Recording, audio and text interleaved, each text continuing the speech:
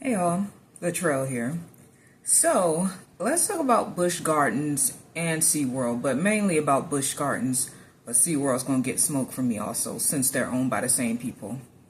So back in November, I went to Busch Gardens for the first time in probably 3 years. It was an experience. It was really an experience.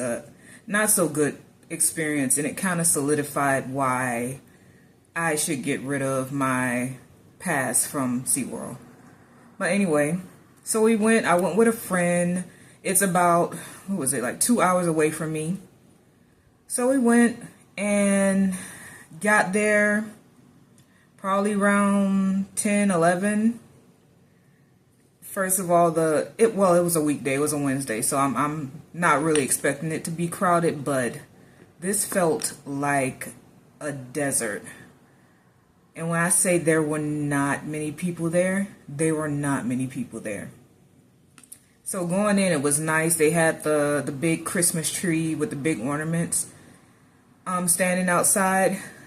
But as you walk further along into the park, there were a lot of closed off spaces, including encounters or attractions with the animals. The elephants, from the last time I was there to now, so basically within those 3 years, it looked like the elephants lost a lot of weight. I mean, I've never seen an elephant so skinny before. And then let's talk about the rides. There had to be at least 4 of the rides down. That was Cheetah Hunt, and then there's a roller coaster that was behind towards the kids area, or where the arcade games were, or the whatever the outside games were. That one was down. There was 2 others down. I can't remember the names, but yeah, it was something. And the music was loud, like blaringly loud. I could barely hear my friend who I was with talking. And it just did not give me that feeling how when I go to Universal, and I hate comparing other theme parks to Universal, but Universal is something that I grew up with as a lifelong Floridian. Even with Disney, even though I go to Disney like once every 5 years, Disney still gives me that nostalgia feeling. SeaWorld, Busch Gardens, they do not give me that feeling. But this definitely, I was really disappointed. And then, of course, with the lockers, SeaWorld also charges for their lockers. So you have to pay for the lockers every time you put in your stuff in the locker, unless you pay for the all-day thing. But it felt very sad, and I don't think we were there past 5 or 6 hours. We probably were there for less than 6 hours, and that is probably even less than that. I think we may have rode maybe 4 things and then stopped and ate. I didn't eat anything. I didn't see anything there I liked. But yeah, it was bad. It was really bad, and it looked very neglected. I don't know what the hell is going on with Cheetah Hunt. Till this day, I have not been able to ride that roller coaster. And it's just, I was hoping to ride it that time, but it's just been down. And I hear that it's been down for a while. But anyway,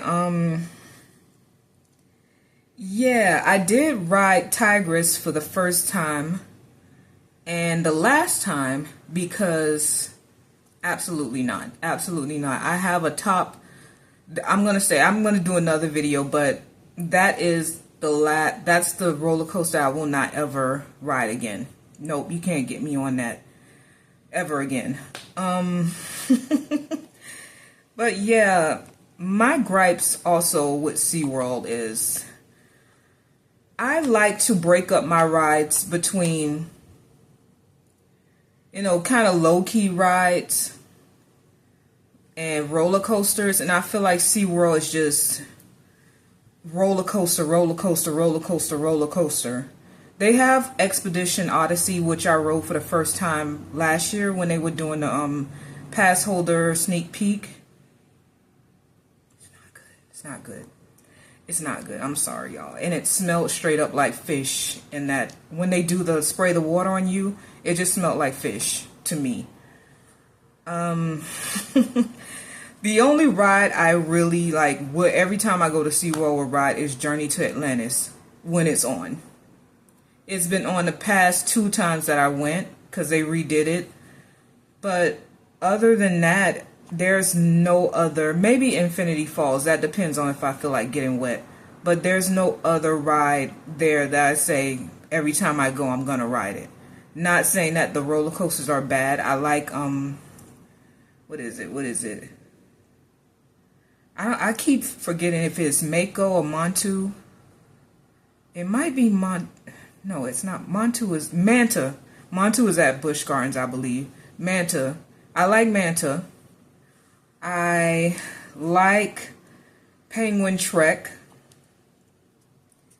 I can't say that I really enjoy the other ones that much. I know I don't like Mako. I don't like Pipeline. There's going to be a whole other video about those. But it just feels like, aside from the pass holder perks that I receive, like the free guests, I used to get 6 guest tickets a year. Sometimes they do bonus guest tickets. Then you get free, sometimes you get free food, you get free like $10 to spend on whatever you want to spend it on. You get double discounts. Aside from the pass holder perks, I just stopped feeling it for SeaWorld. And as of December 2025, I am no longer a SeaWorld pass holder. So I got rid of that because after a while I just stopped going. Excuse me, a lot of it had to do with me moving, so I was further out. But I love Aquatica. I'm going to miss Aquatica. I'm thinking of adding Volcano Bay to my pass, but Aquatica was not enough for me to keep my pass. So, yeah, it's sad. Busch Gardens is just, I feel like it's just being really neglected, and it just was not fun. And I was wishing and wishing that it would be fun. Even the train looks like at any point the wind can come by and just knock that thing over and it'll just fall apart. So, yeah, that's just my take on Busch Gardens. And I guess the SeaWorld, who owns it, United Parks. Don't quote me on that, but I believe that's who owns it. But, yeah. I wish they would do better. I wish I could say that Busch Gardens was fun, because it really wasn't. And I took a whole day off from work just to go there. And I feel like I wasted my day, because it just, maybe that's something I needed to see to help me not continue with my pass into the new year.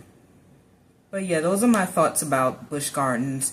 If you've been lately, you've been in the past year, how do you feel about the theme park? How do you feel about the company that owns SeaWorld overall? What do you feel about SeaWorld? Because right now I'm all about Universal right now. And I have even toted the idea of probably getting a Disney pass holder, becoming a Disney pass holder, but I have to really think about that one, because that one is really, that one's kind of expensive. Even if you pay monthly, it's a little expensive. So we're going to see. But thanks for watching. Bye.